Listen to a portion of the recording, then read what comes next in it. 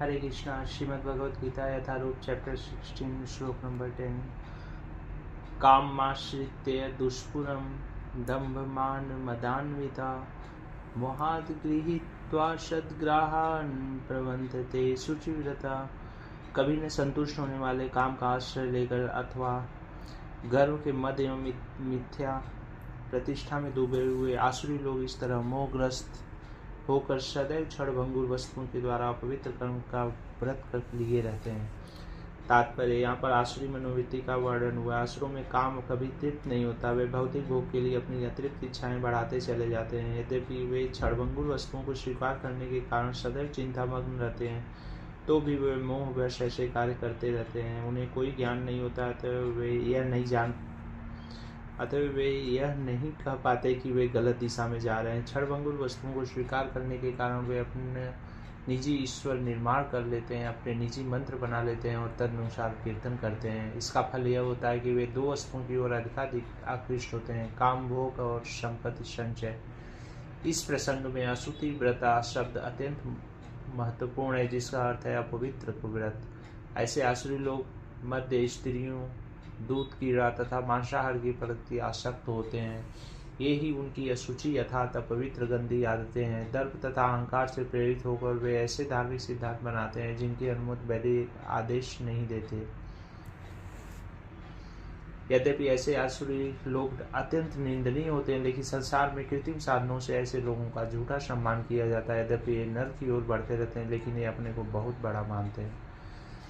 चिंतां परिमेयां च प्रलयान्तमुपाश्रिता कामोपभोग परमा एतावदति निश्चिता आशापाशस्तैर्वृद्धा काम क्रोध परायणा इहन्ते काम भोगार्थमन्या एनार्थ सच्चयान्। उनका विश्वास है कि इंद्रियों की तुष्टि ही मानव सभ्यता की मूल आवश्यकता है। इस प्रकार मरण काल तक उनको अपार चिंता होती रहती है। वे लाखों इच्छाओं के जाल में बंद कर तथा काम और क्रोध में लीन होकर इंद्रिय तृप्ति के लिए अवैध ढंग से धन संग्रह करते हैं।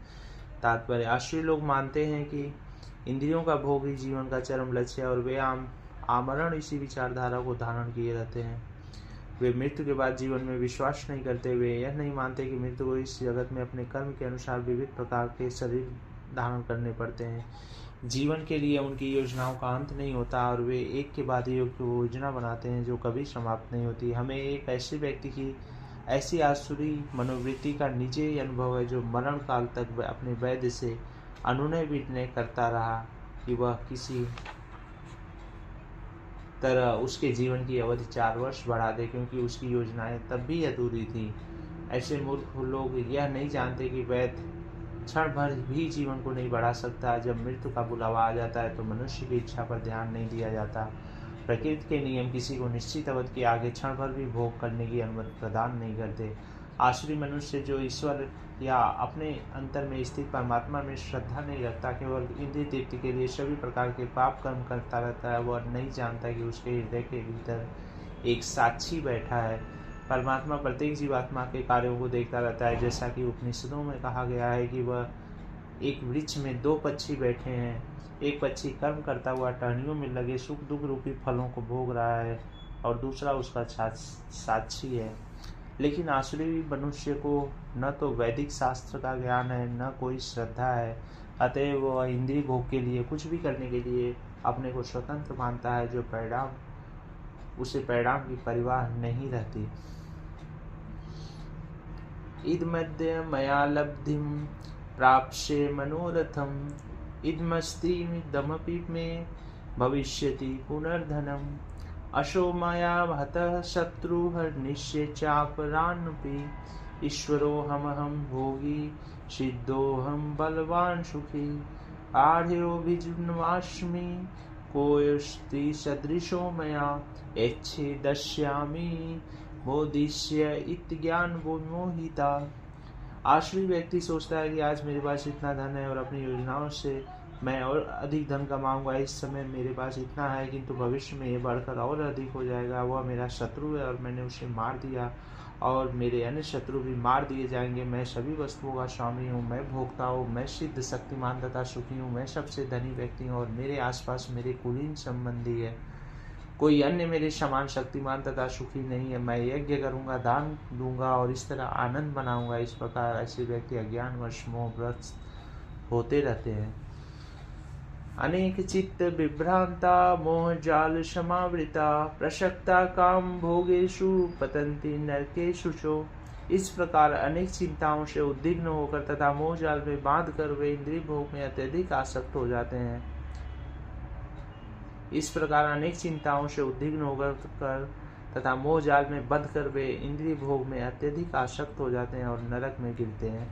तात्पर्य, आश्रयी व्यक्ति धन अर्जित करने की इच्छा की कोई सीमा नहीं जानता। उसकी इच्छा असीम बनी रहती है। वह केवल यही सोचता है कि उसके पास इस समय कितनी संपत्ति है और ऐसी योजना बनाता है कि संपत्ति का संग्रह बढ़ता ही जाए। इसलिए वह किसी भी पापपूर्ण साधन को अपनाने में झिझकता नहीं और अवैध तृप्ति के लिए काला बाजारी करता रहता है। वह पहले से अपने अधिकृत संपत्ति तथा भूमि, परिवार, घर, बैंक पूंजी पर मुक्त रहता है और उनमें वृद्धि के लिए सदैव योजनाएं बनाता रहता है। उसे अपनी शक्ति पर विश्वास रहता है और वह यह नहीं जानता कि उसे जो लाभ मिल रहा है वह उसके पूर्ण जन्म के पूर्ण कर्मों का फल है। उसे ऐसी वस्तुओं का संचय करने का अवसर इसलिए मिला है, लेकिन उसे पूर्व जन्म के कारणों का कोई बोध नहीं होता। वह यही सोचता है कि उसकी सारी संपत्ति उसकी निजी उद्योग से है। आश्रयी व्यक्ति अपनी बाहुबल पर विश्वास करता है, कर्म के नियम पर नहीं। कर्म नियम के अनुसार पूर्व जन्म में उत्तम कर्म करने के फलस्वरूप मनुष्य उच्च कुल में जन्म लेता है, या धनवान बनता है, या सुशिक्षित बनता है, या बहुत सुंदर पर शरीर प्राप्त करता है।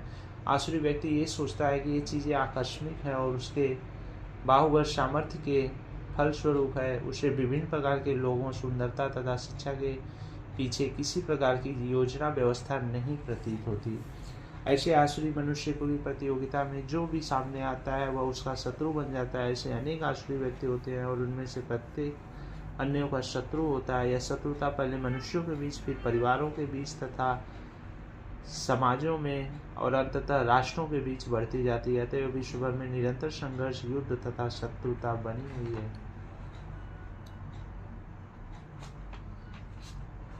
प्रत्येक आश्रयी व्यक्ति सोचता है कि वह अन्य सभी लोगों को बलि करके रह सकता है।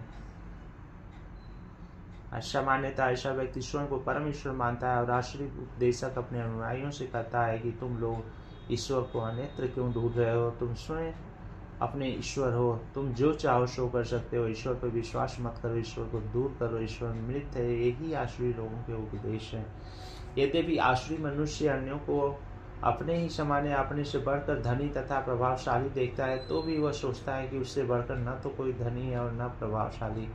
जहाँ तक उच्च लोकों में जाने की बात है, वे यज्ञों को संपन्न करने में विश्वास नहीं करते। वे सोचते हैं कि अपनी यज्ञ विधि का निर्माण करेंगे और कोई ऐसी मशीन बना लेंगे जिससे वे किसी भी उच्च लोक तक पहुँच जाएंगे।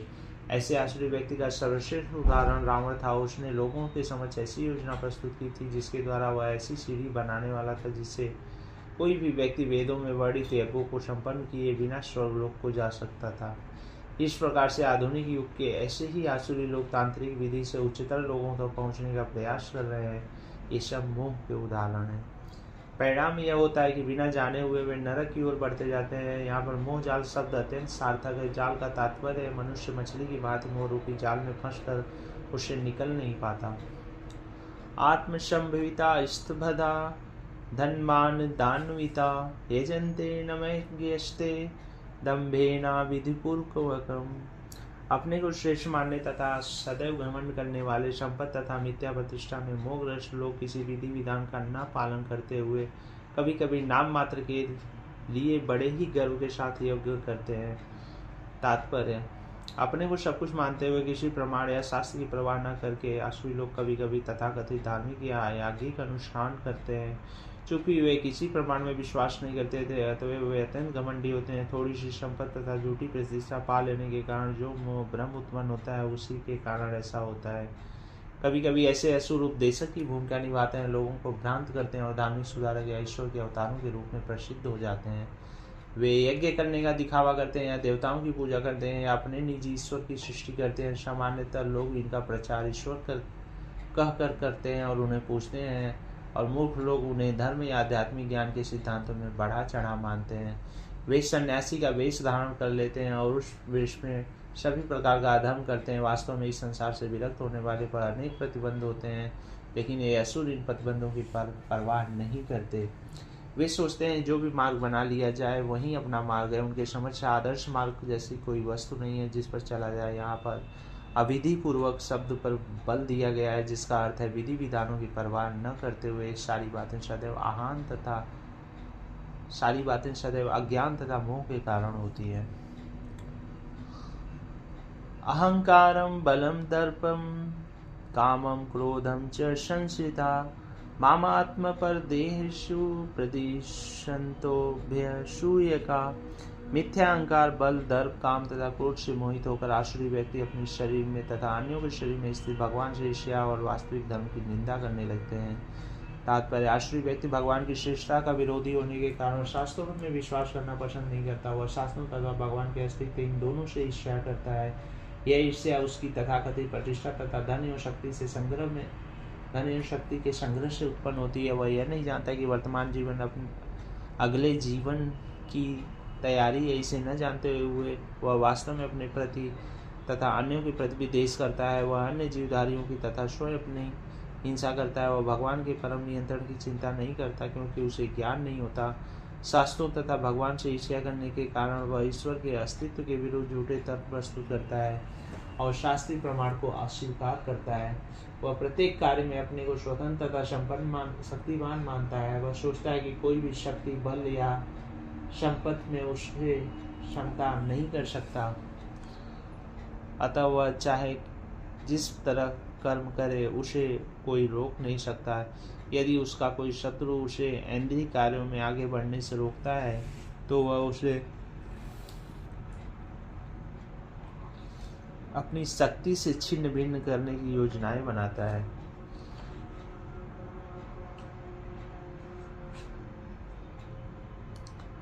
तानहं दिशत कुरान शारेषु नराधमान छिपाए जश्यम शुभाना सुरीश्व योनिषु। जो लोग ईर्ष्यालु तथा क्रूर हैं और नराधम हैं, उन्हें मैं निरंतर विभिन्न आसुरी योनियों में भवसागर में डालता रहता हूँ। तात्पर्य, इस श्लोक में स्पष्ट इंगित हुआ है कि किसी जीव को किसी विशेष शरीर में रखने का परमेश्वर को विशेष अधिकार प्राप्त है। आसुरी लोग भले ही भगवान की श्रेष्ठता को न स्वीकार करें और वे अपनी निजी सनकों के अनुसार काम करें, लेकिन उनका अगला जन्म भगवान के निर्णय पर निर्भर करेगा, उन पर नहीं। श्रीमद् भागवत के 3 स्कंद में कहा गया है कि मृत्यु के बाद जीव को माता के गर्भ में रखा जाता है, जहाँ उच्च शक्ति के निरीक्षण में उसे विशेष प्रकार का शरीर प्राप्त होता है। यही कारण है कि संसार में जीवों को इतनी योनियां प्राप्त होती हैं, यथा पशु, कीट, मनुष्य आदि। ये सब परमेश्वर द्वारा व्यवस्थित हैं, ये अकस्मात नहीं आई। जहाँ तक असुरों की बात है, यहाँ यह स्पष्ट कहा गया है कि ये असुरों के गर्भ में निरंतर रखे जाते हैं। इस प्रकार से ईर्ष्यालु बने रहते हैं और मानव में अधम है। ऐसी आसुरी योनि वाले मनुष्य सदैव काम से पूरित होते हैं, सदैव उग्र, घृणास्पद तथा अपवित्र होते हैं। जंगलों के अनेक शिकारी मनुष्य आसुरी योनि से संबंधित माने जाते हैं। आसुरी योनिमापना मूढ़ा जन्मनि जन्मनि माम प्राप्य कौन्तेय ततो यान्त धमागतिम। हे कुंती पुत्र, ऐसे व्यक्ति आसुरी योनि में बार बार जन्म ग्रहण करते हुए कभी भी मुझ तक पहुंच नहीं पाते। वे धीरे धीरे अत्यंत अधम गति को प्राप्त होते हैं। तात्पर्य, यह विख्यात है कि ईश्वर अत्यंत दयालु हैं, लेकिन यहाँ पर हम देखते हैं कि वे असुरों को कभी दया नहीं करते। यहाँ स्पष्ट कहा गया है कि आसुरी लोगों को जन्म जन्मांतर तक उनके समान असुरों के गर्भ में रखा जाता है और ईश्वर की कृपा प्राप्त न होने के कारण उनका अधपतन होता रहता है, जिससे अंत में उन्हें कुत्तों, बिल्लियों तथा शुक्रों जैसा शरीर मिलता है। यहाँ यह स्पष्ट किया गया है कि ऐसे असुर जीवन की किसी भी अवस्था में ईश्वर की कृपा के भाजन नहीं बन पाते। वेदों में भी कहा गया है कि ऐसे व्यक्ति अधपतन होने पर कुकर शुकर बनते हैं। इस प्रसंग में यह तर्क किया जा सकता है कि यदि ईश्वर ऐसे असुरों पर कृपालु नहीं है तो उन्हें सर्व कृपालु क्यों कहा जाता है। इस प्रश्न के उत्तर में कहा जा सकता है कि वेदांत सूत्र से पता चलता है कि परमेश्वर किसी से घृणा नहीं करते। असुरों को निम्नतम अधम योनि में रखना उनकी कृपा की अन्य विशेषता है। कभी कभी परमेश्वर असुरों का वध करते हैं, लेकिन यह वध भी उनके लिए कल्याणकारी होता है, क्योंकि वैदिक साहित्य से पता चलता है कि जिस किसी का वध परमेश्वर द्वारा होता है उसको मुक्ति मिल जाती है। इतिहास में ऐसे असुरों के अनेक उदाहरण प्राप्त हैं, यथा रावण, कंस, हिरण्यकशिपु, जिन्हें मारने के लिए भगवान ने विविध अवतार धारण किए। अतएव असुरों पर ईश्वर की कृपा तभी होती है जब वे इतने भाग्यशाली होते हैं कि ईश्वर उनका वध कर सके। हरे कृष्णा।